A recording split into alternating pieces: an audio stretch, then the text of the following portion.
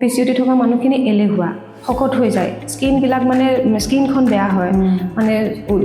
ক'লাটো চামনিটো পৰে যিটো পিগমেণ্টেশ্যন হয় পিগমেণ্টেশ্যন হয় আৰু এলাহৰ কোবত উঠিবলৈ মন নাযায় মানে তেওঁলোকৰ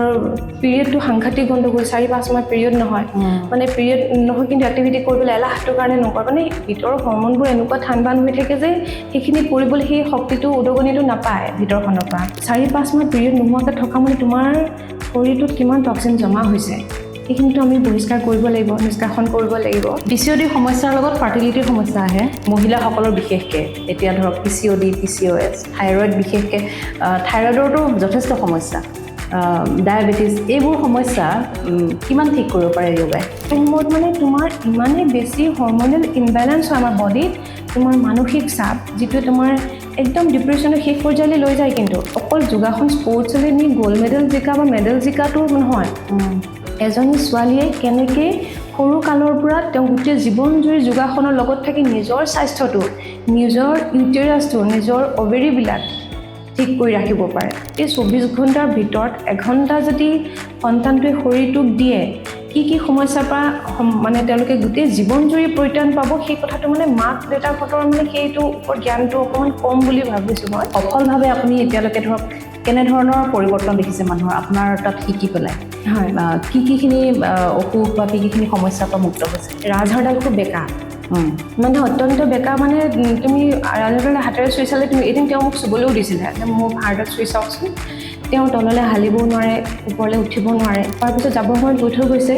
যে মই বিষৰ পৰা পৰিত্ৰাণ নাপালেও কিন্তু মোৰ মনটো ইমানেই সুস্থ হ'ল যে মোৰ জীয়াই থকাৰ বাবে মই এতিয়া অকণমান জীয়াই থাকিব পাৰিম বুলি ভাবিছোঁ তোমাৰ বিভিন্ন কথা আহি থাকিব মনলৈ গৈ থাকিব কিন্তু তুমি নিজৰ মাজত নিজে বিলীন কৰি এটা সময়ত বহাৰ পিছত শূন্য হৈ যাবা যিদিনাখন সেই শূন্যটো বিচাৰি পাবা সেইদিনাখনে গম পাবা যে তুমি আজি মেডিটেশ্যন কৰিলা মেডিটেশ্যনত আপুনি অকণমান সময় 1 মিনিটৰ বাবে আপুনি ধৰক মেডিটেশ্যনলৈ গ'ল তাৰ পিছৰ পৰৱৰ্তী সময়কণ কেনেকুৱা লাগে ঘৰত তোমাৰ ল'ৰা ছোৱালী আছে সৰু ল'ৰা ছোৱালী মানে সৰু সৰু কথাতে খং উঠা সেই খিংখিঙীয়া ভাৱ মানে তুমি খংটো মানে সংযম কৰিব পৰা মেইনলি খংটোৱে হৈছে আমাৰ মানে জম সেইটোক যেতিয়া সংযম কৰিব পাৰিবা সেইটোৱে হৈছে মেডিটেশ্যন ফাৰ্টিলিটিৰ সমস্যা আপুনি পাইছেনে আপোনাৰ মানে পাৰ্চনেল এক্সপিৰিয়েঞ্চত যে আপোনাৰ ওচৰত কোনোবা অহা বা য়োগা কৰি পেলাই ফাৰ্টিলিটিৰ সমস্যাৰ সমাধান হৈছে সকলো সমস্যাৰে গুৰিটো হ'ল পেট নাজানো পেটতে সকলো সমস্যা বিশেষকৈ গেছৰ সমস্যা এচিডিটিৰ সমস্যা ব্লটিঙৰ সমস্যা খুব আজিকালি সময় ইমান নাথাকে কিন্তু আসনো কৰিব বিচাৰে সুস্থ হৈও থাকিব বিচাৰে তেতিয়াহ'লে মিনিমাম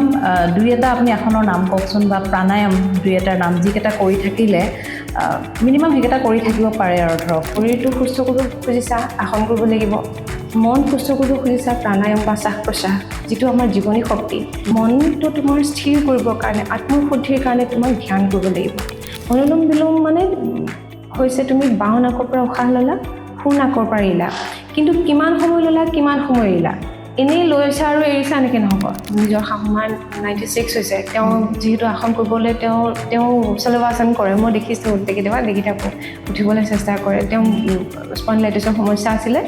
কোনোবা ডক্টৰ এজনে তেওঁক ক'লে এইকেইটা আসন কৰিব তেওঁ আজীৱন কৰি আছে মই যদি 5 বছৰ বিচনাত কটাই যদি মোক উঠি আহি যদি এতিয়া মই ৰাষ্ট্ৰীয় মঞ্চত আছোঁ বা আন্তঃৰাষ্ট্ৰীয় পৰ্যায়লৈ গৈছোঁ মানে প্ৰতিগৰাকীয়ে পাৰিব মোৰ সেইটো এটা বিশ্বাস আমাৰ শৰীৰত থকা ৰোগবোৰ আমাৰ কেতিয়াও ব্যাধি হ'ব নোৱাৰে ই আমাৰ বাধাও হ'ব নোৱাৰে কোৱাও হয় যে জিমতে সোনকালে ৱেইট লছ হয় আপুনি কি ক'ব জিমতকৈ য়োগাৰ বেটাৰ নে ৱেইট লছৰ কাৰণে বা অভাৰঅল হেল্থৰ কাৰণে নমস্কাৰ অপেন মাইকলৈ স্বাগতম জনাইছোঁ আজি স্বাস্থ্য সম্পৰ্কীয় এটা পডকাষ্ট লৈ আহিছোঁ আজি মোৰ অতিথি হৈছে যোগ প্ৰশিক্ষক মমিতা গগৈ আমি কথা পাতিছোঁ আজি যোগাসনৰ বিষয়ে যোগাভ্যাসৰ বিষয়ে প্ৰাণায়াম ধ্যান এই সমগ্ৰ বিষয়ত আমি কথা পাতিছোঁ যোগাভ্যাস প্ৰাণায়াম বা ধ্যানে আমাক কেনেধৰণে সহায় কৰিব পাৰে আমাক নিৰোগী হৈ থকাৰ ক্ষেত্ৰত কেনেধৰণে সহায় কৰিব পাৰে লগতে আমি বিভিন্ন ৰোগৰ পৰা কেনেধৰণে আমি যোগাভ্যাস কৰি পৰিত্ৰাণ পাব পাৰোঁ বা আমাৰ যিসমূহ লাইফষ্টাইল ডিজিজ আজিকালি আমাৰ হয় সেইসমূহৰ পৰা আমি কেনেধৰণে ৰক্ষা পাব পাৰোঁ যোগাভ্যাস কৰি এই বিষয়ে কথা পাতিছোঁ অত্যন্ত এটা দৰকাৰী ভিডিঅ'টো শেষলৈকে চাব নিজে চোৱাৰ লগতে আপোনালোকৰ বন্ধু বান্ধৱ পৰিয়ালবৰ্গৰ সৈতেও শ্বেয়াৰ কৰিব উপভোগ কৰিব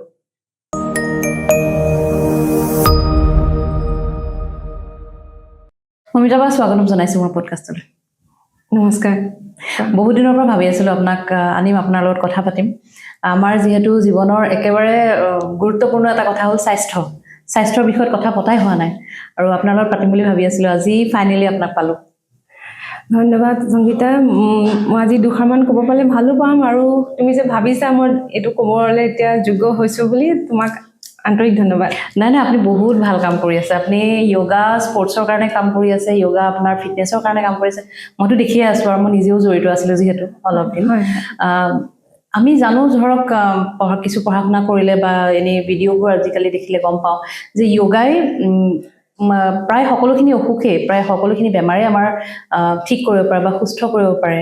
বা কণ্ট্ৰললৈ আনিব পাৰে আপুনি যে ইমান দিন য়োগা আপুনি ফিটনেছৰ কাৰণে লাগি আছে বা স্পৰ্টছৰ কাৰণে বা নিজৰ কাৰণে য়োগা কৰিও কি আপুনি কিমান মানুহক কেনেধৰণে সহায় কৰিব পাৰিছে সংগীতা মই নিজৰ যাত্ৰাটো ক'বলৈ গ'লে এনেকুৱা মানে মই সৰুৰ পৰাই যোগাসন কৰি আছিলোঁ মই স্পৰ্টছ লাইনত আছিলোঁ মোৰ যোগ গুৰু ঘনকৃষ্ণ বুঢ়াগোহাঁইৰ তত্ত্বাৱধানত তেওঁ মোক সৰুৰ পৰাই মানে প্ৰায় 8 বছৰ বয়সৰ পৰা তেওঁ মোক মানে বাটৰ পৰা ধৰি আনি যোগাসন শিকোৱাৰ নিচিনা আৰু তেওঁ আনি মোক ধৰা প্ৰতিযোগিতালৈ লৈ গ'ল অসম ভিত্তিক প্ৰতিযোগিতাত মই প্ৰথম হ'বলৈ সক্ষম হ'লোঁ তাৰপিছত মানে 18 বছৰ নহয় মই 16 বছৰমানলৈকে কৰিলোঁ তাৰপিছত মই দৰং কলেজত পঢ়িবলৈ আহিলোঁ পঢ়িবলৈ অহাৰ পিছত ইয়াতে মই যোগ দেখিলোঁ সুধিছোঁ কাৰোবাক ক'ৰবাত যোগাসন শিকায় নেকি কিন্তু ইয়াতো বিচাৰি নাপালোঁ বা মই হোষ্টেলত অকণমান ষ্ট্ৰিক্ট হেৰি এটাত আছিলোঁ কাৰণে চবলৈ ওলাবলৈও নাপাওঁ সেইকাৰণে এইটো মানে বাদ পৰি গ'ল যিয়ে নহওক তাৰপিছত মানে সংসাৰ আগবাঢ়িলে মোৰ আগবঢ়াৰ পিছত মানে হঠাৎ মানে এদিন মোৰ অনুভৱ হ'ল মানে মোৰ এটা পিঠিৰ বিষটো আৰম্ভ হোৱাৰ পিছতেই মানে এনেকুৱা হৈ গ'ল সেই পিঠিৰ বিষটো এনেকুৱা মানে মোৰ মানে জীয়াই নাথাকিম নেকি এনেকুৱা এটা অৱস্থালৈ গৈছে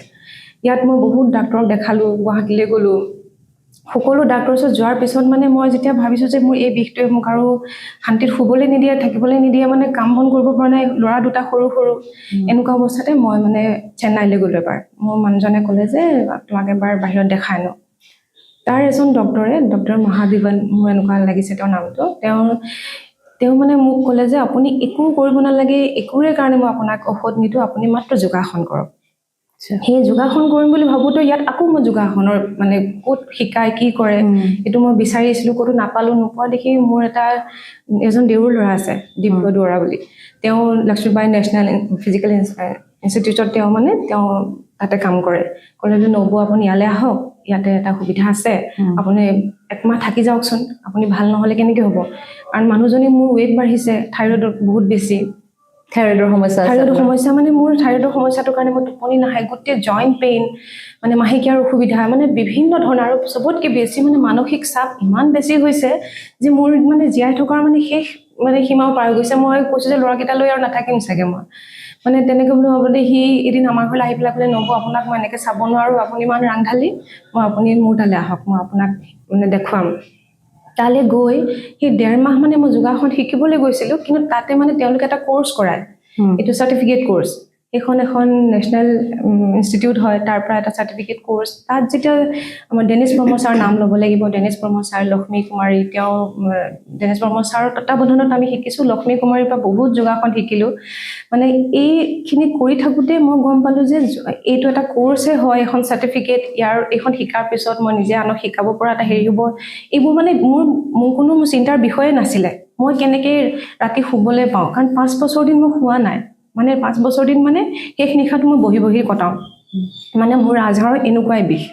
তাৰ পৰা এইটো শেষ হোৱাৰ পিছত যেতিয়া মই ঘৰলৈ আহিলোঁ অকণমান নিজে মই যিহেতু তাৰ পৰা ঘূৰি অহাৰ পিছত মই এটা বেলেগ মানসিকতা লৈ ঘূৰি আহিছোঁ পিছত মোৰ নিজে যেতিয়া অভ্যাস কৰিবলৈ ল'লোঁ মোৰ বন্ধু বান্ধৱীয়ে ক'লে তই আমাকো শিকা সেইখিনি সময়তে জোনমণি হাজৰিকা প্ৰথম মানে মোক খুব অনুপ্ৰেৰণা দিয়া প্ৰথমগৰাকী মানে মোক জোনমণি হাজৰিকা তাই ক'লে মোক যে নহয় তই আমাকো শিকাব লাগিব তেতিয়া মানে ঘৰতে সৰু ৰুম এটাতে মই 2-3 গৰাকীমান লৈ আৰম্ভ কৰাৰ পিছতেই তেতিয়া মানে মোৰ ঘনকৃষ্ণ বুঢ়াগোহাঁই আৰু নীলোৎপল বুঢ়াগোহাঁই বুলি ল'ৰা এজন আছে তেওঁ মোলৈ ফোন কৰিলে বোলে মমিতা বা আমাৰ লগত আপুনি স্পৰ্টছলৈ আহক কাম কৰক তাৰপিছতে ঘনকৃষ্ণ বুঢ়াগোহাঁই যিহেতু মোৰ গুৰু তেওঁৰ আৰু স্কুলত মই যোগাসন কৰিছিলোঁ কাৰণে বিনীতা গাৰুডীয়া বাইদেউ আছিলে তেওঁ আমাক নাচাপান কৰিবলৈ শিকাইছিলে নাচাপান মানে আমাৰ নাকৰ লগত আমি কৰিব পৰা কিছু কাম আৰু এনেকুৱা নীতিক্ৰিয়া আমি য'ত আমাৰ অন্যান্য মানে নাকৰ প্ৰব্লেম উশাহ নিশাহৰ এনেকুৱা প্ৰব্লেম ভাল কৰে এইবোৰ কৰা আমি দেখিছিলোঁ তাৰমানে তেতিয়া যেতিয়া তেওঁ ক'লে আহা, তেওঁ কোৱাৰ লগে লগে মই য়েছ ক'লোৱেই মানে। তাৰপিছতে প্ৰথমবাৰ মই এইটো মুহূৰ্তত মই নলিন নাথ ছাৰৰ নাম ল'ম। তেওঁ মোক প্ৰথমবাৰৰ কাৰণে লৈ গ'ল যোগাসনলৈ, মানে যোগাসন স্পৰ্টছ এছ'চিয়েশ্যন আছাম, তালৈ লৈ গ'ল। তাত মানে তেওঁ প্ৰথমবাৰ নেশ্যনেল খেলৰ কাৰণে লৈ গৈছে মোক মানে প্ৰশিক্ষক হিচাপে। তাত যোৱাৰ পিছত মই অন্য এখন ফিল্ডৰ লগত মানে খুব কম সময়ৰ ভিতৰতে মানে মই আৰু এটা নতুন যাত্ৰা, এটা শৰীৰৰ পৰা স্পৰ্টছৰ যাত্ৰা। মানে মোৰ যোগাসনৰ যাত্ৰাটো স্বাস্থ্যভিত্তিকটো হয়েই, কিন্তু এইটো মানে লগে লগে যে আৰু এটা যাত্ৰা আৰম্ভ হৈছে যে এইটো এখন মানে ৰাষ্ট্ৰীয় পৰ্যায়ৰ এখন খেলৰ কাৰণে মই যাবলৈ সুবিধা পাইছোঁ। লগতে মোৰ প্ৰথমগৰাকী স্পৰ্টছৰ ছাত্ৰী দৰ্শনা হাজৰিকা, মই তাইৰ নাম ল'ব লাগিব। তাই তাত মেডেল পাইছে, থাৰ্ড হৈ আহিছিলে। মানে আমি দুয়োগৰাকী গৈছোঁ। তাত যোৱাৰ পিছত মোক অসমৰ প্ৰশিক্ষক বুলি তেওঁলোকে স্বীকৃতি দিলে, কাম কৰিবলৈ দিলে, কৰি মেলি আহি আছোঁ। তাৰপিছতে ইয়াত অহাৰ পিছত মোৰ মানুহজনে ক'লে যে নহয়, তোমাক এটা চেণ্টাৰ বনাই দিওঁ, তুমি ইমান 4-5 গৰাকীৰ মানে ঠাইত ৰুমটো সৰু হৈছে, তোমাক এটা চেণ্টাৰ বনাই দিওঁ। তাৰপিছত তেওঁ চেণ্টাৰটো বনাই দিয়াৰ পিছত তেতিয়া মই প্ৰথম এজন পুৰুষ, মানে তেওঁ ইয়াত ভুমুৰাগুৰি ব্ৰিজখন বনাই আছিলে, তেওঁ ইঞ্জিনিয়াৰ হয়। তেওঁ আহিলে, অহাৰ পিছত তেওঁক মই প্ৰথম কৰিছোঁ। তেওঁ খুব ভাল পাইছোঁ বুলি কৈছে ক্লাছটো। মই নিজেও শিকি আছোঁ, কিন্তু তেওঁ মানে হেৰি কৰিছে। লগে লগে মই কে হেণ্ডিকত এডমিশ্যনো লৈছোঁ, ডিপ্ল'মা কোৰ্চ কৰিছোঁ। কাৰণ থিয়ৰী তুমি যোগাসন কৰিলেই নহ'ব,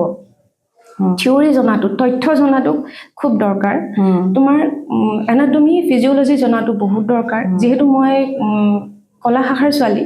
মই সেইকাৰণে মানে মোৰ এনাটমি ফিজিঅ'লজি প্ৰথমে একো বিশেষ বুজি নাপাইছিলোঁ। কিন্তু যেতিয়া তুমি এটা বিষয়ৰ এটা গভীৰতালৈ যাবা, তেতিয়া তুমি সেই ছাবজেক্টটোৰ ওপৰত যেতিয়া তোমাৰ অকণ ষ্টাডি হ'ব, ডেফিনেটলি তুমি গোটেইখিনি নিজে নিজে আহৰণ কৰি গৈ থাকিবা আৰু শুদ্ধভাৱে তেতিয়া শিকিব পৰা যায়। তেতিয়া মানে মোৰ যাত্ৰাটো আৰম্ভ হ'ল। আৰু মই ৰাজহাড়ৰ বিষটো মানে ক'ত পলালে এবছৰৰ ভিতৰত, মই সেইটোৱে আপোনাক সুধিব লৈছোঁ যে আপুনি আপোনাৰ নিজৰ সমস্যাটোৰ কাৰণে মানে মোৰ যাত্ৰাটো এটা বিষয়ৰ পৰা মানে মোৰ সেইটোৱে মানে মই এতিয়া চবকে কওঁ, মই যদি সুস্থ হওঁ, মই যদি 5 বছৰ বিচনাত কটাই যদি মই উঠি আহি যদি এতিয়া মই ৰাষ্ট্ৰীয় মঞ্চত আছোঁ বা আন্তঃৰাষ্ট্ৰীয় পৰ্যায়লৈ গৈছোঁ, মানে প্ৰত্যেকগৰাকীয়ে পাৰিব। মোৰ সেইটো এটা বিশ্বাস, আৰু সেইটো বিশ্বাসতে মই সকলোকে আগবঢ়াই আনিব খোজোঁ যে আমাৰ শৰীৰত থকা ৰোগবোৰ আমাৰ কেতিয়াও ব্যাধি হ'ব নোৱাৰে, ই আমাৰ বাধাও হ'ব নোৱাৰে। সেইকাৰণে মানে প্ৰত্যেককে মই আগবঢ়াই আহিবলৈ কওঁ। আপুনি এটা উদাহৰণ, কঁকালৰ বিষটো কিহৰ বাবে হৈছিলে? মানে তেতিয়া যিহেতু মই নতুন নিজৰ ঘৰলৈ মানে শ্বিফ্ট হৈছোঁ, ডক্টৰে কোৱা মতে আপুনি গধুৰ বস্তু দাঙিছে। আমাৰ মহিলাসকল তেনেকুৱাই, ধৰা আমি চিন্তা নকৰোঁ, বহুতখিনি ডেফিচিয়েঞ্চি থাকে। হয় হয়, সেইখিনি আচলতে আমি গম নোপোৱাকৈ বা আমি ইগন'ৰ কৰি গৈ থকাৰ বাবেই অসুখলৈ পৰিণত হয়গৈ। এতিয়া যে মই আপোনাক যিটো কথা প্ৰথমতে সুধিলোঁ, আপুনি যিহেতু এতিয়া স্পৰ্টছত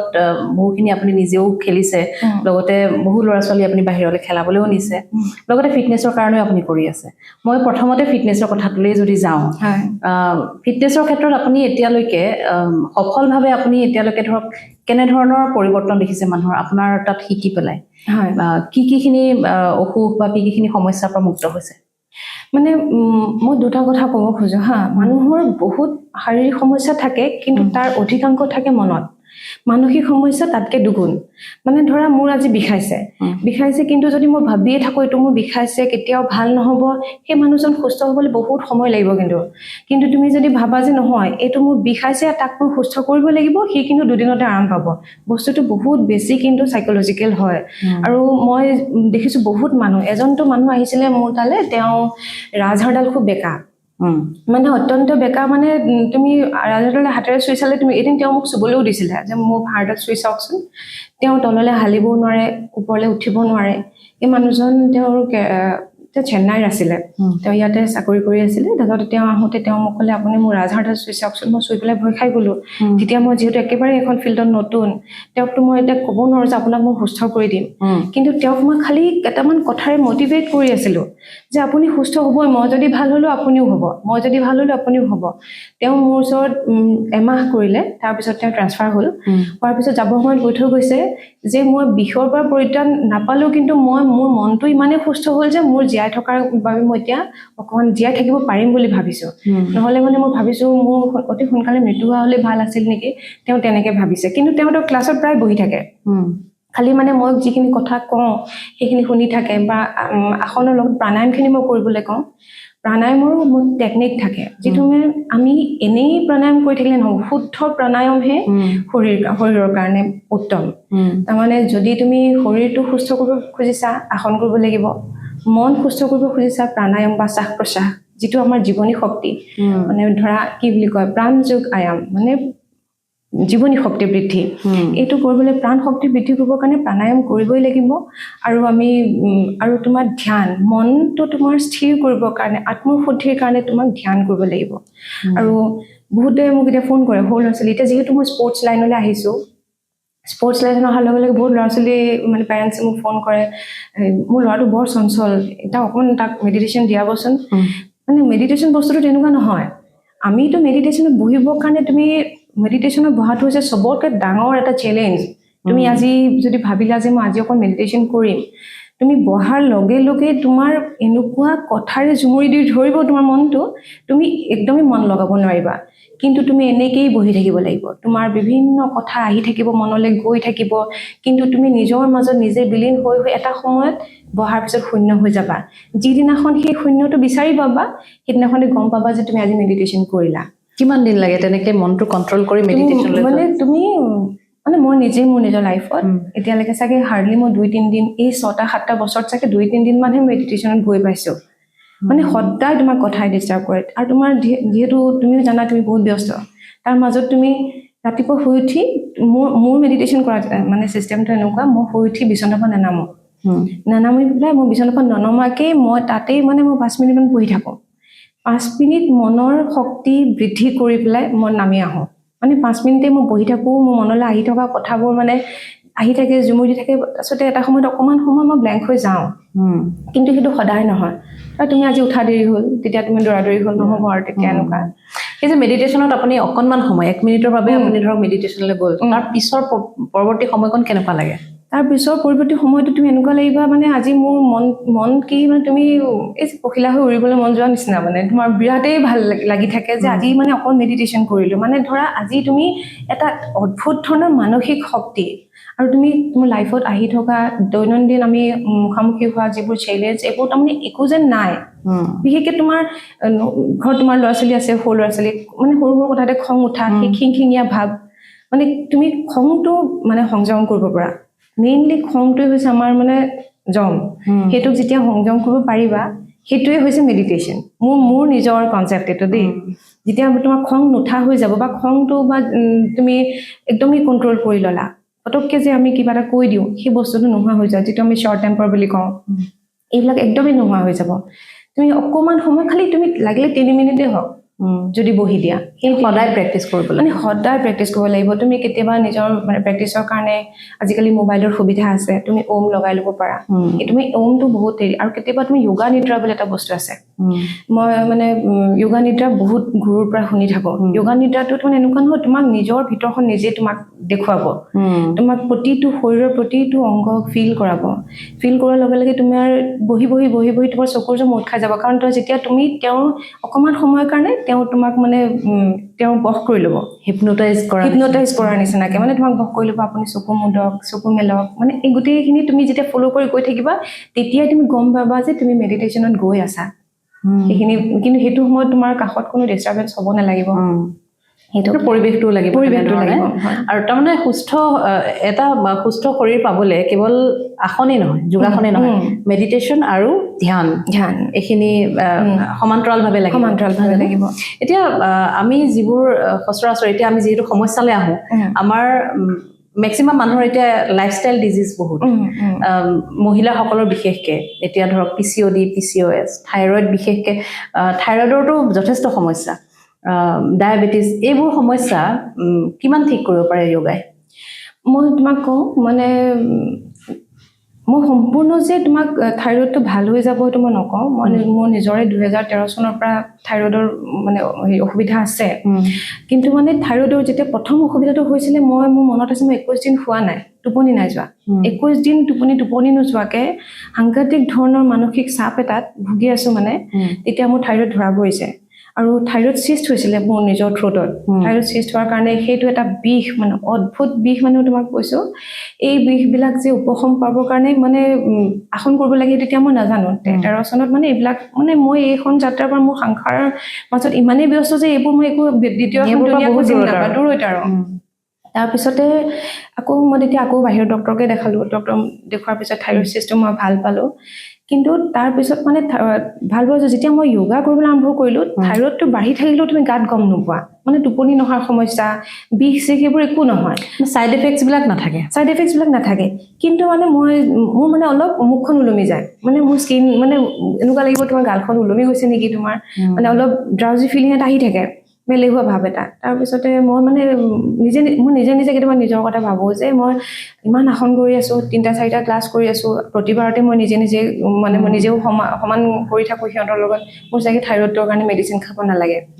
মই তেনেকৈ কৰি নোখোৱাকে থাকো 15 দিনমান নোখোৱাৰ পিছতে মোৰ সেই যে মুখখন ওলমি অহাৰ নিচিনা সেই তেনেকুৱা এটা হেৰি হয় আৰু এলাহ ভাৱটো আহে তাৰপিছত টেষ্ট কৰোঁতে মই দুবাৰ তিনিবাৰ এইটো কৰিছোঁ আৰু 2-3বাৰ তাৰমানে মোৰ থাইৰয়ডটো বাঢ়ি থাকে মই তেতিয়া ভাবিলোঁ যে ন্যূনতম মানে এটা টেবলেট মই খাবই লাগিব মানে থাইৰয়ড ষ্টিমুলেটিং হৰমনৰ এইটো মানে মোৰ বন্ধু এজন ডক্টৰ হয় ডক্টৰ অনুপ দত্ত বুলি তেওঁ ক'লে তুমি কেতিয়াও কোনোদিন যিমান এক্টিভিটি কৰিলেও থাইৰয়ডৰ টেবলেটটো নেৰিবা তুমি কম এটা হেৰি হ'লেও টেবলেটটো তুমি নেৰিবা মানে ফিজিকেল এক্টিভিটি কৰি থাকিলেও তেওঁ যিহেতু এজন ডক্টৰ হয় সেইকাৰণে মই তেওঁৰ পৰামৰ্শ মতে মই তেতিয়াৰ পৰা টেবলেটটো বাদ দিয়া নাই মানে যোগাসনে আচলতে তাৰমানে আমি এটা কথা ক'ব পাৰো যে আমি টেবলেট বা এইটো কথা ক'ব পাৰিম যে মোৰ থাইৰয়ডটো বঢ়া নাই মানে মই 25 mg খাই আছো আজি লাষ্ট ধৰা 5 বছৰ 25 mg খাই আছো যে মোৰ বাঢ়ি যোৱা নাই মানে সেই কিন্তু খাবলৈ এৰি দিলে আকৌ বাঢ়ি আহে মানে সেইটো কাৰণে তাৰমানে মই যিহেতু ইয়াৰ ওপৰত কিন্তু বহুতে কয় যে ইয়াৰ সাইড এফেক্টটো বনত হয় বন ডেন্সিটি কমি যায় বুলি কয় সেইটো কাৰণে এতিয়া মই আগলৈ গম পাম আৰু কিন্তু আপোনাৰ যোগাসন কৰি থকাৰ পৰা আপোনাৰ এটা সুবিধা হৈছে যে থাইৰয়ডৰ যিখিনি সাইড এফেক্টছ সেইখিনি নাথাকে থাইৰয়ডৰ তোমাৰ সেই বিষ দূৰ এনেকুৱা ধৰণৰ প্ৰব্লেমবোৰ নাই কিন্তু এতিয়া আৰু PCOS যিটো সমস্যা মহিলাসকলৰ খুব বেছি হয় আজিকালি সেইটো সমস্যা যোগাই কন্ট্ৰোল কৰিব পাৰে ঠিক কৰিব পাৰে নে তুমি PCOSৰ একমাত্ৰ উপায় কিন্তু যোগাসন বুলি মই ভাবো যোগ অভ্যাস মানে অকল আসনেই নহয় যোগ অভ্যাস মানে এইটো এটা জীৱনশৈলী এটা ডিজিজ মানে লাইফষ্টাইল ডিজিজ যিটো কৈছা তাৰমানে তোমাৰ এটা ৰং লাইফষ্টাইলৰ কাৰণে তুমি এই বেমাৰটোত ভুগি থাকা আৰু এতিয়াতো বৰ্তমানটো যিটো এটা জেনেৰেশ্যন চলি আছে তেওঁলোকে শুবলৈ খাবলৈ কাম কৰা খোৱাৰ কোনো সময় নাথাকে সেই ল'ৰা ছোৱালীখিনিয়েতো সেই ডিজিজটোত মানে বিশেষকৈ ছোৱালীখিনিয়েতো ভুগিবই ছোৱালীখিনিয়ে মানে তেওঁলোকে পিৰিয়ডটো এটা মানে বহুত আৰাম কৰিব আগৰ নিয়ম নীতি যে কৰিছিলে আচলতে নিয়ম নীতিবোৰ কেলে উলিয়াইছিলে আমি আৰামত নাথাকিম বুলি জানে সেইটো কাৰণে উলিয়াইছিলে মানে এতিয়া তুমি কি খাইছা কেনেকৈ শুইছা তুমি কিমান সময় শুইছা আৰু তুমি কোনটো পৰিৱেশত আছা এইটো কিন্তু তোমাৰ PCOD প্ৰথমটো তোমাৰ কাৰণ মই বহুতক দেখিছো যে মানে PCOD থকা মানুহখিনি এলেহুৱা শকত হৈ যায় স্কিনবিলাক মানে স্কিনখন বেয়া হয় মানে কোলাটো চামনিটো পৰে যেটো পিগমেন্টেশন হয় আৰু এলাহৰ কোবত উঠিবলৈ মন নাযায় মানে তেওঁলোকৰ পিৰিয়ডটো সাংঘাতিক গণ্ডগোল 4-5 মাহ পিৰিয়ড নহয় মানে পিৰিয়ড নহয় কিন্তু এক্টিভিটি কৰিবলৈ এলাহটোৰ কাৰণে নকৰে মানে ভিতৰৰ হৰমনবোৰ এনেকুৱা ঠাণ্ডান হৈ থাকে যে সেইখিনি কৰিবলৈ সেই শক্তিটো উদগনিটো নাপায় ভিতৰখনৰ পৰা কিন্তু যে যোগাভ্যাস আৰম্ভ কৰিলে তাৰ মানে PCOD কৰা মানে PCOD কাৰণে যোগ অভ্যাসবোৰ আকৌ সাধাৰণ মানুহে কৰাৰ নিচিনা নহয় মানে PCOD আমি যদি সাধাৰণভাৱে 12 বাৰ সূৰ্য নমস্কাৰ কৰো PCOD কিন্তু আধা ঘণ্টা কৰিব লাগিব আধা ঘণ্টা তোমাৰ সূৰ্য নমস্কাৰতে PCOD এই বডিটোত সেই জাগাখিনি ষ্ট্ৰেছ পাব তোমাৰ মানে গ্ল্যান্ডছ বিলাকৰ মানে সিক্ৰেশন হৰমন সিক্ৰেশনবিলাক তেতিয়াহে হ'ব তুমি যদি অকমান কাৰ্ডিও এক্সাৰসাইজ কৰা যদি দৌৰা অভ্যাস থাকে দৌৰাটো ভাল আৰু যদি দৌৰিবলৈ এলাহ কৰে বা বয়সস্থ মহিলাসকলে এইটো নকৰিবও পাৰে তেতিয়া কিন্তু মই ভাবো 12 বাৰকে সূৰ্য নমস্কাৰ আধা ঘণ্টা কৰিব লাগিব পাৰ্টিকুলাৰ কিছুমান আসন কৰিব লাগিব যাতে আমাৰ মানে ফেলোপাইন টিউব ইউটেৰাছ প্ৰত্যেকতে আমাৰ ৰক্ত সঞ্চালন হয় সেই গ্ল্যান্ড বিলাক আমাৰ সিক্ৰেশন হ'ব লাগিব হৰমনছ বিলাক মানে সেই আৰু ভাল ব্লাড সাৰ্কুলেশন হ'ব লাগিব লগে লগে আমি শুব লাগিব তুমি যদি ৰাতি শুৱাৰ অভ্যাসটো কম 3-4 ঘণ্টাহে শুলা 8 ঘণ্টা যদি টোপনি নগলা তেতিয়া হলে কিন্তু PCOD সমস্যা কোনো কালতে ভাল নহব খুব খাবলৈ মন যায় দেই PCOD থকা মানুহৰ খাবলৈ মন যায় মানে কিন্তু এনে আমি খাই থকা সাধাৰণ খাদ্য মন নাযায় সিহঁতৰ মানে গৈ পেলাই মই মেক্সিমাম মানে ফাৰ্ষ্ট ফ্ল'ৰ দোকানত বহি থকা ছোৱালীবোৰ শকত আৰু মই দেখিলে গম পাওঁ যে পিছদি সমস্যা আছে তেওঁলোকৰ জাংক ফুড খাবলৈ মন যায় জাংক ফুড খাবলৈ মন যায় মানে বডিটোৰ অন্নবৰত এইবোৰে বিচাৰি থাকে কিন্তু তোমাৰ বডিটোৰ লগত মাইণ্ডটো খাপ নাখাবৰ কাৰণে তুমি আহিব লাগিব যোগাসনৰ ক্লাছলৈ কিন্তু আপুনি যেটো কথা ক'লে খুব এলাহ ভাৱটো হয় বেছি বা শকত হৈ যায় তেনে ধৰণৰ মানুহে যোগাসন কৰোতে কষ্ট নাপায় জানো নহয় তুমি বস্তুটো যিহেতু মই তোমাক কৈছো সাইকোলজিকেল তুমি যদি ভাবিছা যে মোৰ পিছদি সমস্যাটোৰ পৰা পৰিত্ৰাণ পাব লাগে তেতিয়াহ'লেতো তুমি কৰিবলৈ আহিবই লাগিব সেই এলাহটো নেওচি আহিব লাগিব সেইটো তোমাৰ ভিতৰৰ পৰা নিজৰ সেই শব্দটো শুনিব লাগিব যে তোমাক কৰিব লাগিব মোৰ নিজৰ কাৰণে কাৰণ নহ'লে ভৱিষ্যতলৈ গৈ তেওঁলোকৰ আকৌ অন্য গৰ্ভধাৰণৰ সমস্যা দেখা দিব সেইটো তাৰমানে তোমাক মূল সমস্যা পিছদি মূল সমস্যা এইটো গৰ্ভধাৰণৰ সমস্যা দেখা দিব তোমাৰ মানে 4-5 মাহ পিৰিয়ড নোহোৱাকৈ থকা মানে তোমাৰ শৰীৰটোত কিমান টক্সিন জমা হৈছে সেইখিনিতো আমি বহিষ্কাৰ কৰিব লাগিব নিষ্কাশন কৰিব লাগিব সেইকাৰণে মই সবকে কম পিছদি সমস্যা আছে যদি যোগাসনলৈ আহক পিছদি সমস্যাৰ লগত ফাৰ্টিলিটিৰ সমস্যা আহে একদম আহে এইটো মানে এইটো ফাৰ্টিলিটিৰ সমস্যা আহে মানে মই দেখিছো মেক্সিমামৰ আৰু কিছুমানৰ পিছদি সমস্যা মানে বিয়া হোৱাৰ পিছতো দেখা দিয়ে এইটো হোৱাৰ পিছতো তেওঁ বিয়া হোৱাৰ পিছৰ পৰ্যায়ত তেওঁ কেনেকুৱা লাইফষ্টাইলটো কেনেকুৱা কিন্তু তেওঁ পিছদি হোৱাৰ কাৰণ আগত তেওঁৰ হাজবেণ্ডো হ'ব পাৰে সেইটো এটা বহুত গভীৰ কথা দেই যে তুমি বিয়াৰ আগতে তোমাৰ একো সমস্যা নাই তুমি সুন্দৰকৈ তোমাৰ মাহেকীয়া চলি আছে বিয়াৰ পিছত তোমাৰ পিছদি সমস্যা হ'ল তাত চাব লাগিব যে সেইখন ঘৰৰ পৰিৱেশ কি তোমাৰ মানুহজন কেইটা বজাত ৰাতি ঘৰলৈ আহে তুমি ভালকৈ শুবলৈ পাইছানে নাই তেওঁ গোটেই ঘৰৰ মানুহখিনিক মানে ভাল খাদ্য খুৱাবলৈ গৈ পেলাই নিজে কেনেকৈ খাদ্য খাইছা সেই গোটেই সমস্যাটো কিন্তু সেই তাতো থাকে সেইকাৰণে কিন্তু এইবোৰ গোটেই বস্তুবোৰ চাই মহিলাসকলে বিশেষকৈ মই ভাবো 42ৰ পিছত মানে 40 তুমি পাৰ কৰিলা 42 বছৰ বয়সৰ পিছত কিন্তু এগৰাকী মহিলাই মানে তেওঁৰ স্বামীয়ে কি কৰিছে সন্তানে কি কৰিছে সেইটো দৌৰে ৰাখি তেওঁ নিজে কি কৰি আছে সেইটো কিন্তু চাব লাগিব নিজৰ পুষ্টিৰ কথা চিন্তা কৰিব লাগিব কাৰণ সেইটো সময়ত মানে তোমাৰ ইমানেই বেছি হৰম'নেল ইনবেলেন্স হয় আমাৰ বডিত তোমাৰ মানসিক চাপ যিটো তোমাৰ একদম ডিপ্ৰেছনৰ শেষ পৰ্যায়লৈ লৈ যায় কিন্তু মানে সেইটো সময়ত তোমাৰ অলপ আইডেন্টিটি ক্ৰাইচিছ বুলি কয় যে সেইটো সেই ক্ৰাইচিছটো হয় তাৰমানে কি যদি ল'ৰা ডাঙৰ হৈ গ'ল হাজবেণ্ডো ৰিটায়াৰ কৰিলে তেওঁ নিজৰ কামত ব্যস্ত হৈ গৈছে বা ঘৰতে আছে সেইটো সময়ত তোমাৰ কাম যদি নাথাকে নহয় সেইটো সময়তো তোমাৰ কিন্তু এই পিছদি সমস্যাটো দেখা দিয়ে মানে এইটো মই এতিয়া সৰু ল'ৰা-ছোৱালীৰ ক্ষেত্ৰত মই যিহেতু বহুত 5 বছৰ বয়সৰ পৰা ষ্টুডেণ্ট শিকাওঁ মানে যোগাসন স্পৰ্টছত আনিবলৈ চেষ্টা কৰোঁ মানে অকল যোগাসন স্পৰ্টছলৈ নি গ'ল্ড মেডেল জিকা বা মেডেল জিকাটো নহয়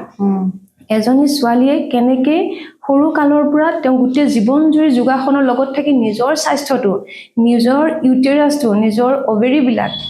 ঠিক কৰি ৰাখিব পাৰে কাৰণ আমাৰ মেক্সিমাম মহিলাসকলৰ সমস্যা আমাৰ ভিতৰ এইটা অৰ্গনতে থাকে আৰু সৰুৰ পৰা সেই অভ্যাসটো নথকাৰ বাবে আচলতে মাজৰ সময়ত ধৰিবলৈ সমস্যা হয় মই দেখিছোঁ মোৰ ক্লাছত যিবোৰ ল'ৰা-ছোৱালী আহে সিহঁতৰ মানে মাক দেউতাকে মানে কেনেকৈ সৰু কথাৰ কাৰণে ক্লাছলৈ নপঠিয়ায়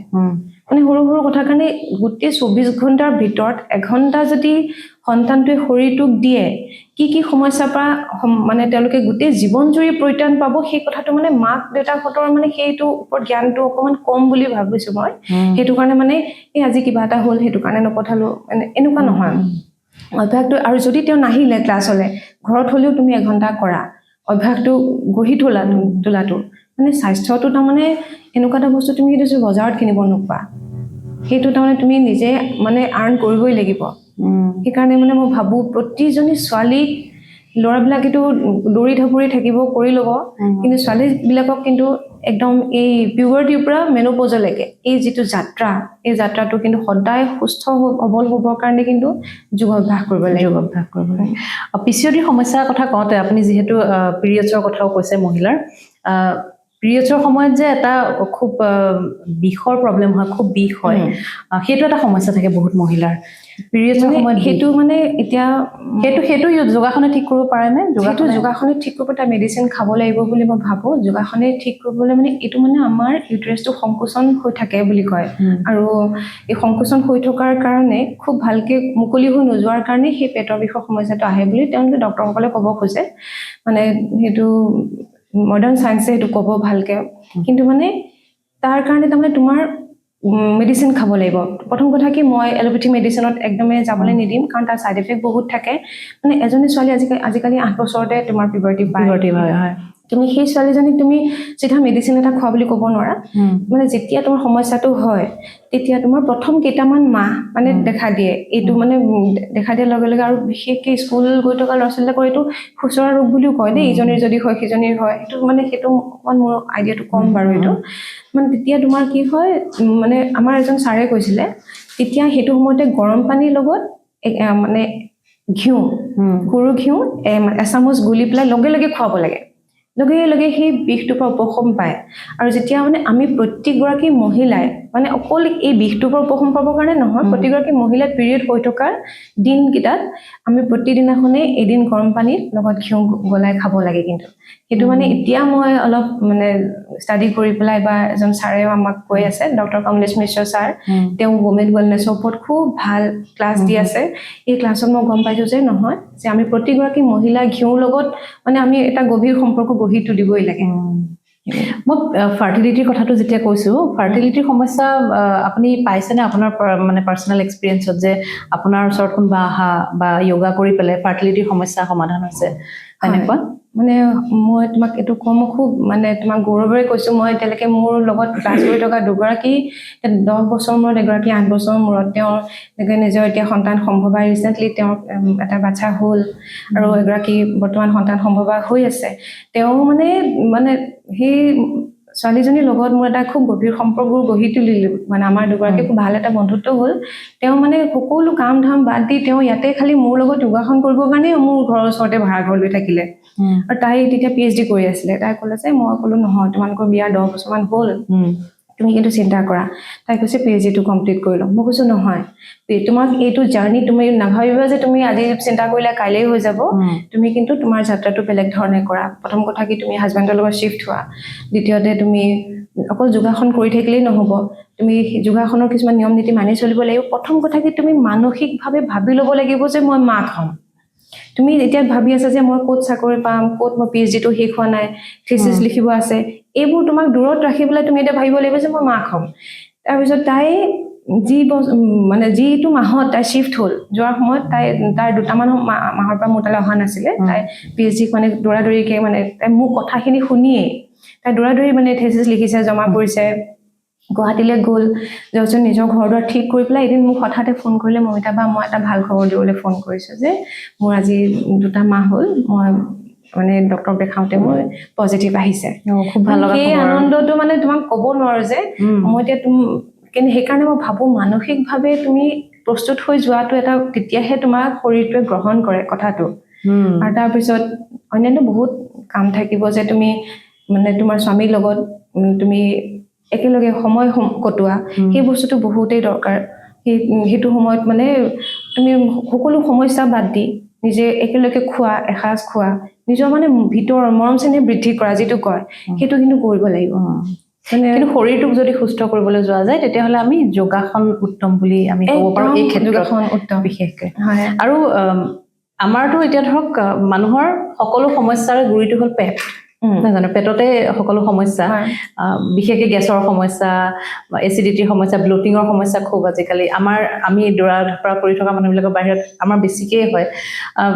মিনিমাম আমি ধৰক কোনকেইটা আসন কৰি থাকিলে আমাৰ নিচিনা বা ধৰক বাহিৰত ঘূৰি ফুৰা কিছুমান লোকে মিনিমাম কোনকেইটা আসন কৰি থাকিলে সুস্থ হৈ থাকিব পাৰে তোমাক মই পাৰ্টিকুলাৰ আসন বুলি নকওঁ হা তুমি কি খাদ্য খাইছা সেইটোৰ ওপৰতো তোমাৰ মানে তোমাৰ পেটৰ সমস্যা বা পেটৰ ওপৰত বহুত মানে গুৰুত্বপূৰ্ণ কথা এটা যে তুমি কি খাইছা সেইটোৰ ওপৰত আমি এনেকুৱা মানে যদি আৰু এটা কথা তোমাৰ শৰীৰটোত কি চুট কৰে মানে তোমাৰ যদি শৰীৰটোত টেঙা চুট নকৰে তুমি আৰু আমাৰ মানে বাত পিত্ত কফ বুলি এটা আয়ুৰ্বেদত পঢ়িবলৈ পায় যে আমাৰ শৰীৰটোত 3টা দোষ থাকে সেই দোষকেইটা যদি তোমাৰ আছে সেইটোৱে তোমাক কিন্তু খাদ্যটো তোমাক গ্ৰহণ নকৰিব বহুতৰ এলাৰ্জি থাকে ধৰা মানে মই নিজে মানে লেক্টো ইনটলাৰেঞ্চ হয় মই খাব নোৱাৰো গাখীৰৰ বস্তু মানে নিজে মানে তো সেইটো যদি তুমি খাই দিলো ক'বাত তেতিয়া খোৱাৰ লগে লগে মোৰ সমস্যাটো অলপ হ'লেও মোৰ আহিবই দোষ পিত্ত দোষটো আহি যায় মানে তেতিয়া তোমাক ৰেগুলাৰ পায়খানা কৰাটো এইটো বহুত ডাঙৰ এটা হেৰি যে কনষ্টিপেশ্যনটো হৈছে একদম বেমাৰৰ গুৰি কনষ্টিপেশ্যনটো দূৰ কৰিবৰ কাৰণে তুমি কেনেকৈ ধৰণে তুমি পৰ্যাপ্ত পৰিমাণে পানী খাইছা নে নাই সেইটো এটা কনষ্টিপেশ্যনৰ বহুতেই আমাৰ মহিলাসকলে পানী নাখায় পানী নোখোৱাটোতো বহুত ডাঙৰ সমস্যা আৰু যেতিয়া মেন'পজৰ টাইমততো তোমাৰ কনষ্টিপেশ্যনটো বৃহৎ এটা সমস্যা হৈ যায় মানে যেতিয়া মেন'পজৰ টাইম হয় মানে পানী যদি নোখোৱা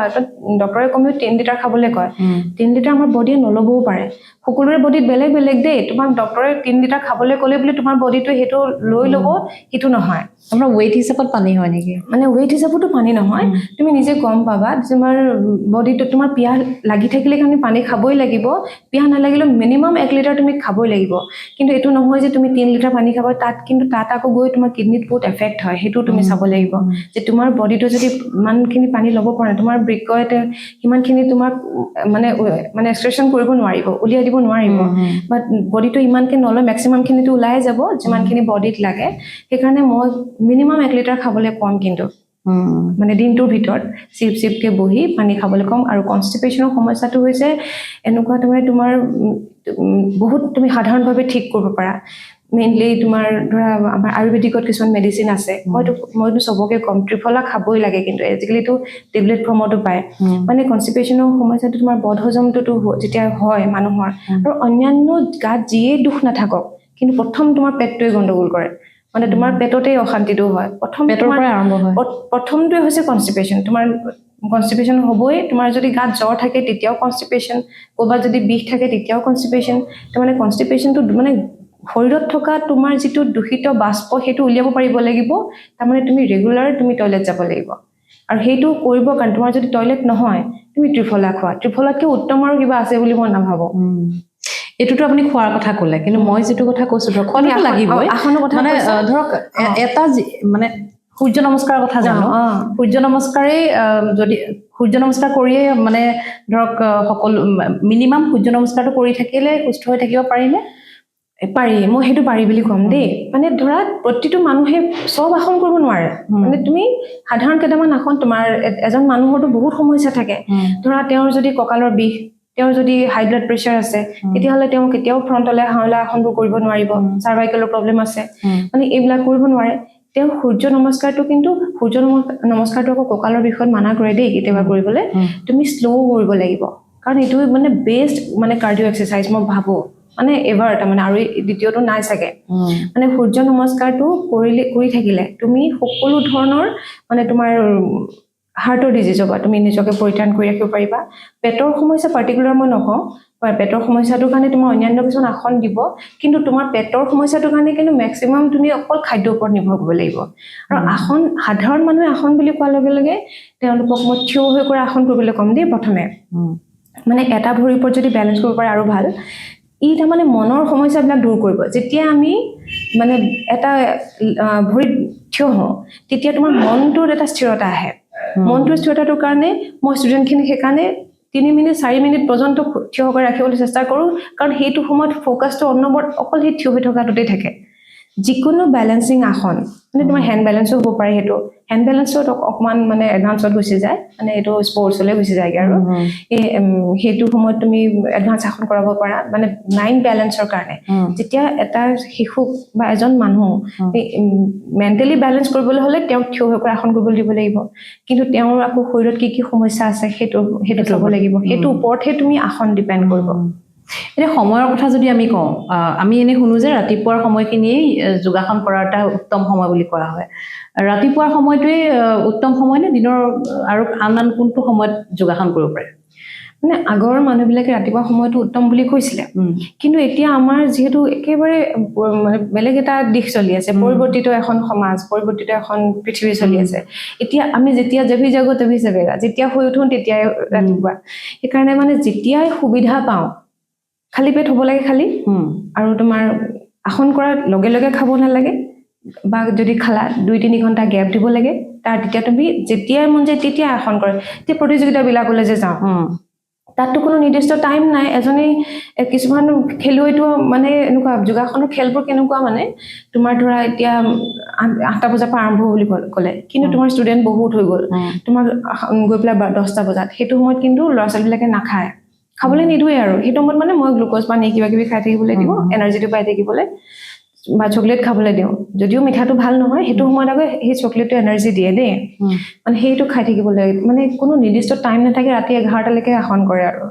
সেইকাৰণে এতিয়া এইটো মুহূৰ্তত তোমাক ক'ব ৰিজাল্টটো পোৱা যায় একদম ৰিজাল্ট পাব কাৰণ তোমাৰ সকলোখিনি তোমাৰ মনটোৰ ওপৰতে কথা তোমাৰ আজি এতিয়া মন গৈছে এইটো সময়ত সময় পাইছা তুমি কৰি লোৱা খালী পেট হ'ব লাগে খালী পেট হ'ব লাগে খালী এইটোৱে চাব লাগে যে তোমাৰ পেটটো খালী হৈ থাকিব লাগে ধৰক আজি এতিয়া আমাৰ যিটো ফাষ্ট লাইফ আমাৰ প্ৰত্যেকৰে মেক্সিমাম মানুহৰ এতিয়া ফাষ্ট লাইফ সময় ইমান নাথাকে কিন্তু আসনো কৰিব বিচাৰে সুস্থ হৈও থাকিব বিচাৰে তেতিয়াহ'লে মিনিমাম দুই এটা আপুনি আসনৰ নাম কওকচোন বা প্ৰাণায়াম দুই এটাৰ নাম যিকেইটা কৰি থাকিলে মিনিমাম সেইকেইটা কৰি থাকিব পাৰে আৰু ধৰক কম সময় লৈও ধৰক দিনটোত আধা ঘণ্টা সময় যদি তেওঁ উলিয়াব পাৰে সেইজন মানুহে কি কৰি থাকিব পাৰে মই এতিয়া তোমাক প্ৰথম সূক্ষ্ম ব্যায়াম বুলি ক'ম দেই সূক্ষ্ম ব্যায়াম মানে তোমাৰ শৰীৰত যিমানবোৰ গাঁঠি আছে সেই গাঁঠিবিলাকত আমাৰ মানে গেছ জমা হৈ থাকে বায়ু জমা হৈ থাকে সেই বায়ুটো আগতে উলিয়াই পঠিয়াব লাগিব সেইটো হৈছে সূক্ষ্ম ব্যায়াম আৰু এটা আছে আজিকালি তুমি এইটো শুনিবা পৱন মুখ সিৰিজ বুলি এটা বস্তু আছে পৱন মুক্ত সিৰিজ মানে পৱন শৰীৰটোৰ পৰা গোটেই মানে বায়ুটো উলিয়াই পঠিওৱা তাতে তোমাৰ কিছুমান আসন আছে তাৰ ভিতৰতে তোমাৰ ধৰা পৱন মুখ সিৰিজটো তোমাৰ সকলোবিলাক জইনৰ কাৰণে কৰে মেক্সিমাম কিন্তু তাৰপিছতে তুমি ত্ৰিকোণাসন কৰিব পাৰা মানে মহিলাসকলৰ কাৰণে ত্ৰিকোণাসন বহুত ভাল আসন ই মানে খুব ভাল কৰে আমি ইভেন মই তোমাক কৈছোঁ ত্ৰিকোণাসনটোৱে আমাক আমাৰ ইউট্ৰেছটো খুব সুন্দৰ কৰি ৰাখে দেই ত্ৰিকোণাসন পাৰ্শ্বকোণাসন মানে সেইটো ইমান পইচাৰটোত গুৰুত্ব দিব নালাগে তুমি কি আসনটোত কিন্তু তুমি বেণ্ডিংটো কৰিব পাৰিছা সেইটো কম বহি পেলাই আসন যদি কৰা তুমি পশ্চিমোত্তানাসন যদি পাৰা পশ্চিমোত্তানাসন কিন্তু পশ্চিমোত্তানাসন আকৌ কঁকাল বিষৰ মানুহে কৰিব নোৱাৰিব সমস্যা বহুত সমস্যা যদি তলত বহিব পাৰা সাধাৰণ পৰ্বতাসন কৰিব পাৰা তুমি পদ্মাসনত বহি হাত দুখন নমস্কাৰ কৰিলা আকৌ বহুতে নমস্কাৰটো কৰোঁতেও আকৌ হাত দুখন আঙুলিকেইটা মানে ফাঁকেই কৰি থয় সেইটো কিন্তু ভুল মানে আঙুলিবোৰ জইন কৰি থোৱা নমস্কাৰ বস্তুটো আকৌ সেইটো এটা বেলেগ নমস্কাৰ মানে প্ৰতিটো আঙুলিৰ লগত জইন হৈ থাকিব লাগিব যোগাসনৰ প্ৰতিযোগিতাবিলাকতো সেইটো ওপৰতে নম্বৰটো দিয়ে কিন্তু তাৰ অৰ্থ এটা আছে তোমাৰ ওপৰত ব্ৰহ্মচক্ৰ ওপৰত মানে তোমাৰ শৰীৰৰ মূৰৰ ওপৰত তুমি যেতিয়া নমস্কাৰটো দিলা এনাৰ্জি ফ্ল'টো ওপৰৰ পৰা তোমাৰ শৰীৰলৈ আহে এইটো তাৰমানে আমাৰ আগৰ মানে ঋষিমুনিসকলে ক'ব খোজে কথাটো যে আমি নমস্কাৰটো দিয়াৰ লগে লগে আমাৰ পঞ্চতত্ত্ব আমাৰ যিটো আমি আঙুলিৰ পৰা পাওঁ সেই পঞ্চতত্ত্বটো আমাৰ শৰীৰলৈ এটা এনাৰ্জি ফ্ল' হৈ থাকে সেইকাৰণে নমস্কাৰ মুদ্ৰাটো বুকুত দিলে এনাৰ্জিটো আমি চেষ্টৰ পৰা পাম এনাৰ্জি ফ্ল' তাৰ পৰা হ'ব যদি তুমি মূৰৰ ওপৰত দিয়া তাত হ'ব সেই ফ্ল'টোৰ কাৰণেহে নমস্কাৰ সেইকাৰণে মানে সেই তাৰ মাজত গেপ ৰাখিব নালাগে সেই নমস্কাৰটো বহুত সময় কৰি থাকিলে সেইটো এটা মুদ্ৰা হয় মানে সেই মুদ্ৰাটোৰ পৰা তোমাৰ বহুত তুমি আৰাম পাবা যদি বহুত সময় বহি থাকিব পাৰা তাৰ দ্বিতীয়তে তুমি পেটটো পেলাই তোমাৰ কঁকালৰ বিষ যদি আছে ভুজংগাসন মানে ভুজংগাসন বহুত প্ৰকাৰৰ আছে দেই মই সৰল ভুজংগাসনৰ কথা ক'ম যিটো তুমি কিলাকুটি দুটা থৈ তুমি ওপৰলৈ খালি ওপৰলৈ মূৰ কৰিব লাগে তাত তোমাৰ থাইৰয়ড গ্লেণ্ডটো তোমাৰ খুব ভালকে ভাল মানে তাত এটা ষ্ট্ৰেছ পৰিব কঁকালত পৰিব ষ্ট্ৰেছটো সেইটো খুব ভাল হ'ব মানে সেইটো প্ৰত্যেকেই কৰিব লাগে মই ভাবোঁ যদি তুমি ভাবিছা যে নহয় কঁকালৰ একো সমস্যা নাই তেতিয়া তুমি মেৰু ভুজংগাসন তোমাৰ ৰাজহাড়ৰ মধ্যভাগলৈ সেইটো তুমি এখন মেৰু ভুজংগাসন তাৰপিছত দেখিছা যে তুমি আৰু অলপ এডভান্সত যাব পাৰিছা ভুজংগাসন গুচি গ'লা ভুজংগাসনত তুমি সম্পূৰ্ণ হাত দুখন চিধা কৰি কঁকালটোত প্ৰেছাৰটো দি তুমি তেতিয়া পুৰা খুলিলা তেতিয়া তোমাৰ চেষ্ট ওপেন হ'ল চেষ্ট ওপেন হোৱাৰ লগে লগে লাংছত তোমাৰ প্ৰেছাৰ পৰিলে হাৰ্টত প্ৰেছাৰ পৰিলে ইউটেৰাছত পৰিলে পেলভিছৰ গোটেই কেভিটিটোত পৰিলে মানে তোমাৰ ৰাজহাড়ৰ গোটেইডালতেই পৰিলে তুমি তেতিয়া মানে তোমাৰ মেক্সিমাম সমস্যা দূৰ হ'ব বুলি মই ভাবোঁ চলবাসন খুব ভাল এটা আসন প্ৰতিজনেই কৰিব পাৰে আৰু সেইটো আসন চবেই কৰিব পাৰে আধা ঘণ্টাত কভাৰ কৰিব পাৰি এইখিনি আধা ঘণ্টাত একদম কভাৰ কৰি প্ৰতিটো আসনত তুমি 10 বা 15 ছেকেণ্ড তুমি ৰখিলা তুমি কিন্তু আসন 4 প্ৰকাৰৰ প্ৰতিদিনেই কৰিব লাগে 4 প্ৰকাৰ আসন মানে থিয় হৈ বহি পেটটো পেলাই পিঠিখন পেলাই আৰু প্ৰাণায়ামৰ কথা সুধিছা প্ৰাণায়াম কিন্তু চব কৰিব নালাগে মানে প্ৰাণায়াম মানে তোমাৰ শাৰীৰিক সমস্যাৰ লগত প্ৰাণায়ামটো বহুত এটা গভীৰ সম্পৰ্ক দেই অনুলোম বিলোম মানে হৈছে তুমি বাওঁ নাকৰ পৰা উশাহ ল'লা সোঁ নাকৰ পৰা এৰিলা কিন্তু কিমান সময় ল'লা কিমান সময় এৰিলা এনেই লৈছা আৰু এৰিছা এনেকৈ নহ'ব উশাহটো লওঁতে যদি তুমি মই এটা উদাহৰণহে দিছোঁ 5 ছেকেণ্ড লৈছা এৰোতে কিন্তু 10 ছেকেণ্ড হ'ব লাগিব মানে যেতিয়া মানে ইখন উশাহটো ল'লা শব্দটো শুনা পালা যেতিয়া নিশাহটো এৰিলা তোমাৰ নিজৰ শব্দ নিজৰ কাণে শুনিব নালাগিব মানে ইমান শ্ল' হ'ব লাগে দ্বিতীয় হৈছে নাৰী শোধন। নাৰী শোধন মানে আমাৰ 3টা অৱস্থাত কৰা, মানে পূৰক, কুম্ভক, ৰেচক। পূৰক মানে বাওনাকৰ পৰা সোমোৱালা, বন্ধ কৰি ল'লা, কিমান সময় ৰখিব পাৰিলা, তোমাৰ কেপাচিটি অনুযায়ী। হাই ব্লাড প্ৰেছাৰ থাকিলে কমাই কৰিবলৈ কয়, নাথাকিলে তুমি যিমান সময় পাৰিলা, আৰু সোঁনাকৰ পৰা এৰি দিলা, আকৌ সোঁনাকৰ পৰা ল'লা, আকৌ কুম্ভক মানে আকৌ ধৰি ৰাখিলা, উলিয়াই বাওনাকৰ পৰা ৰিলিজ কৰিলা। কিন্তু নাৰী শোধন চবকে কৰিব নিদিয়ে, বিশেষকৈ হাই ব্লাড প্ৰেছাৰ থকা মানুহক কৰিব নিদিয়ে। টোপনি নহা মানুহৰ কাৰণে কিন্তু ভাল বুলি কয়। মানে ধৰি ৰাখিব পৰা ক্ষমতাটো, সেইটোৱে হৈছে তোমাৰ জীৱনী শক্তি, যিটো আমি এতিয়া হাঠা য়োগা প্ৰদীপিকাত পঢ়িবলৈ পাওঁ। জীৱনী শক্তি বঢ়ায়, জীৱনী শক্তি বঢ়াই কুম্ভকটোৱে। আমি যিমান অনুলোম বিলোম সকলোৱে কৰিব পাৰে। অনুলোম বিলোম প্ৰত্যেকেই কৰিব লাগে। অনুলোম বিলোম আৰু ভস্ত্ৰিকা প্ৰাণায়াম আছে, যিটোৱে তোমাৰ গোটেই সৰ্বশৰীৰত মানে তোমাৰ গোটেই ধমনীয়ে ধমনীয়ে তোমাৰ ৰক্ত সঞ্চালন কৰিব। কিন্তু প্ৰত্যেকেই কৰিব নোৱাৰে, হাই ব্লাড প্ৰেছাৰ নিদিয়ে। কিন্তু মই কি কৰোঁ জানা, যিহেতু মানে সি বহুত আনন্দ, মানে আমাক ডপামাইন ছিক্ৰেশ্যন কৰাই দেই, মানে সেই ফুটি হৰমনটো। সেইকাৰণে মই মানে মোৰ নিজৰ মানুহখিনি যিসকলৰ এইবোৰ মানে সমস্যা আছে, তেওঁলোকক মই শ্ল' কৰিবলৈ কওঁ, কিন্তু কৰিবলৈ কওঁ ভস্ত্ৰিকা প্ৰাণায়াম। মই কওঁ যে আমি যদি 60 বাৰ কৰোঁ, আপুনি 30 বাৰ কৰক। আমি যদি স্পীড কৰিছোঁ, আপুনি শ্ল' কৰক। সকলো বয়সৰ মানুহে যোগাসন প্ৰাণায়াম কৰিব পাৰিব। সকলো বয়সৰ। যোগাসন কৰাৰ কোনো বয়স নাথাকে, মানে নিৰ্দিষ্ট বয়স নাথাকে, কোনো বয়স নাথাকে। মই এতিয়া মোৰ নিজৰ শাহুমাৰ 96 হৈছে, তেওঁ যিহেতু আসন কৰিবলৈ তেওঁ চলবাসন কৰে, মই দেখিছোঁ কেতিয়াবা দেখি থাকোঁ, উঠিবলৈ চেষ্টা কৰে। তেওঁ স্পণ্ডিলাইটিছৰ সমস্যা আছিলে, কোনোবা ডক্তৰ এজনে তেওঁক ক'লে এইকেইটা আসন কৰিব, তেওঁ আজীৱন কৰি আছে। আৰু তেওঁক কেইটামান হস্তমুদ্ৰা মই শিকাই দিছোঁ, যিটো কাৰণে জীৱনী শক্তি বাঢ়ে। মানে সেই হস্তমুদ্ৰাকেইটা ধৰা তুমি এই আঙুলিবোৰ জইন কৰিলা, প্ৰতিটো আঙুলি মানে বায়ুৰ লগত বায়ু, অগ্নিৰ লগত অগ্নি, আকাশৰ লগত আকাশ, পৃথিৱীৰ লগত পৃথিৱী, আৰু জল লগত জল। এইকেইটা যেতিয়া কৰিলে তেতিয়া কেমিকেল ছিক্ৰেশ্যন আমাৰ বডিত হয়, এনাৰ্জি ফ্ল' হয়, ই তোমাক লংগিভিটি দিব। মানে সেইটো কাৰণে তেওঁক যিকেইটা শিকাই দিছোঁ, সেইকেইটা তেওঁ কৰি থাকে বহি বহি, মানে বহুত সময় কৰে। মই ভাবোঁ কি খুব ভাল কাম কৰিছে চাগে, সেইকাৰণে তেওঁ ইমান সুস্থ অৱস্থাত এতিয়াও 96 বছৰ আছে। কাম কৰিছে তেওঁৰ দেহত। হয়। আৰু এতিয়া ধৰক আমি যোগাসন যদি এজন গুৰুৰ পৰা শিকোঁ তেতিয়াহ'লে উত্তম, আৰু তথাপি যদি কোনোৱে গুৰুৰ ওচৰলৈ যাবলৈ সময় নাপায়, তেতিয়াহ'লে ঘৰতে যদি অলপ সময় উলিয়াই কৰে তেতিয়াহ'লেও উত্তম। কিন্তু যিসকলৰ একেবাৰে সময় নাই, বা যিসকলে যোগাসন কৰিব নিবিচাৰে, বা যিকোনো কাৰণত কৰিব নোৱাৰে, তেওঁলোক কেনেধৰণে সুস্থ হৈ থাকিব পাৰে? লাইফষ্টাইলটো কি কৰিব লাগিব, কেনেধৰণৰ কৰিব লাগিব? মানে প্ৰত্যেকে যোগাসন কৰিবলৈ ভাল নাপায়, কাৰণ শৰীৰত প্ৰেছাৰ দিয়াটো বহুত ডাঙৰ এটা কাম। মানে সেই অভ্যাসটো গঢ়ি তোলাটো বহুত ডাঙৰ কাম। সৰুৰ পৰাটো সেইটো অভ্যাস গঢ়ি তুলিব লাগে মাক দেউতাকে। তাৰপিছত যেতিয়া অভ্যাসটো গঢ়ি তুলিব, মাক দেউতাকে যা বুলিও ক'ব নালাগে, নিজে আহিব। কিন্তু যিসকলে কেতিয়াও সময় নাপায়, খোজটো অকণমান কাঢ়িবই লাগিব, আৰু প্ৰাণায়াম কৰিব পাৰিব লাগিব। কিন্তু এটা কথা, মানে মই নিজৰ এটা অভিজ্ঞতাৰ পৰা কৈছোঁ যে যেতিয়া তুমি আজি বোলে আসন নকৰোঁ, প্ৰাণায়াম কৰোঁ, নহ'ব। তোমাৰ শৰীৰটো প্ৰাণায়াম নলয়ে, তোমাৰ তেতিয়া তুমি অকণমান আসন কৰি ল'ব লাগিব, অকণমান গাটো তোমাৰ গৰম হ'ব লাগিব। সূক্ষ্ম ব্যায়াম অলপ কৰি ল'লা, জইণ্ট ফ্ৰী কৰি ল'লা, 2-এটা আসন কৰিলা, তাৰপিছত প্ৰাণায়ামত বহিবা। তোমাৰ মনটোত যি আনন্দ তুমি পাবা নহয়, এনেই বহি প্ৰাণায়াম কৰিলে সেই আনন্দটো নাপায়। কিন্তু মানে তাৰপিছত তুমি যদি চকুযোৰ মুদি দিয়া, তুমি চাগে 2-3 মিনিট ধ্যানতো যাব পাৰিবা। মানে আসন, প্ৰাণায়াম আৰু ধ্যান, এই 3টা একেলগে কৰিলেহে যোগ। মানে আৰু যদি যোগ কৰিব নোৱাৰে, তেতিয়াহ'লে আমাৰ দেহৰ যিখিনি টক্সিক, যিখিনি আমি যোগাসনেৰে বা যিকোনো আমি অভ্যাসেৰে আমি উলিয়াবলৈ সক্ষম হওঁ, যদি যোগ নকৰে, ধ্যান নকৰে, মেডিটেশ্যন নকৰে, প্ৰাণায়াম নকৰে, তেতিয়া আমি আমাৰ দেহৰ টক্সিনখিনি কেনেকৈ উলিয়াম? মানে ধৰা আমি যে ব্ৰত বিধি পালন কৰোঁ, ব্ৰত বিধি পালন কৰা বহুত নীতি নিয়ম থাকে দেই। এই নীতি নিয়মবোৰ তুমি প্ৰত্যেকে নিজৰ নীতি নিয়ম চবৰে বেলেগ। কিছুমানে ধৰা দিনটো ফল মূল খাই থাকে, কিছুমানে ধৰা অন্য কিবা কিবি খায়। কিন্তু মানে মোক এজন ছাৰে কৈছিলে, তেওঁ কৈছে যে যদি তুমি আমি মানে ব্ৰত ৰখা মানে ব্ৰত ৰখাটো চাইণ্টিফিক হেৰিটো হৈছে বডি ডিটক্সিফিকেশ্যন। মানে সেইটো কেনেকৈ কৰিম? কৈছে যে আমি গুড় খাম,